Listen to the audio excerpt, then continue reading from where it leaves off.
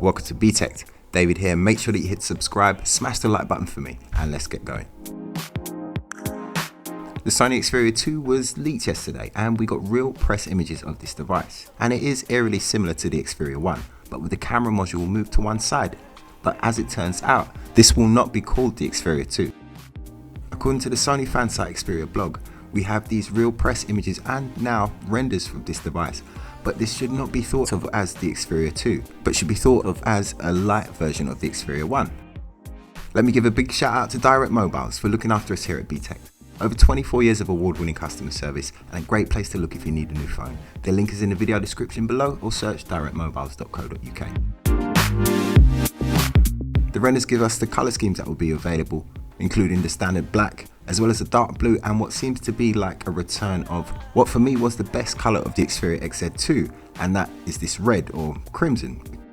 If this is a lighter version of the Xperia 1, then we would kind of hope that it would retain the headphone jack, like the Xperia 10, but by looking at the renders and of the real life images, there is no sign of it, unfortunately. Having said that, this phone will still be very well equipped and is rumoured to be 5G capable, and this time supports Qi wireless charging, which could explain the displacement of the camera bar.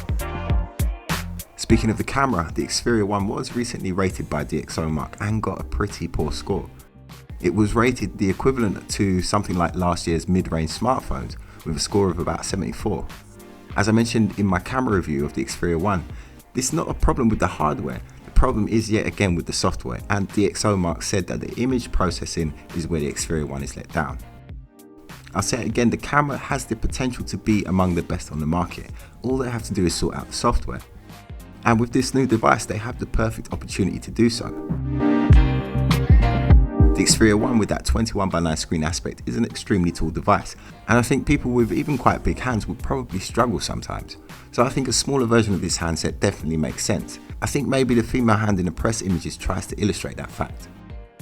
I'm really glad they went with the red colour, I think it looks great. What do you think the chances are of an improved camera over the Xperia 1? To be honest, everything about the Xperia 1 was excellent. Okay, battery life, well, it was still very good, but the speed and the software with its side sex function I really liked. Another thing that I hope that they've improved is the brightness of that 4K HDR display.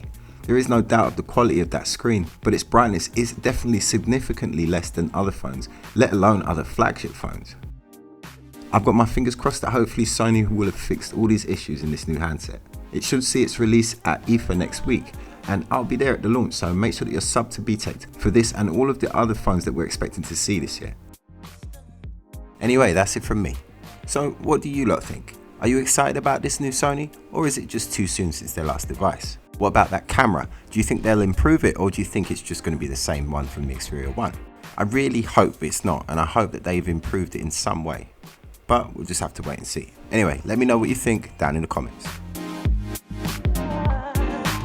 If you enjoyed this video, then smash the like button, leave me a comment and subscribe for more. Also follow me on Facebook, Instagram and Twitter. It's at Btekt.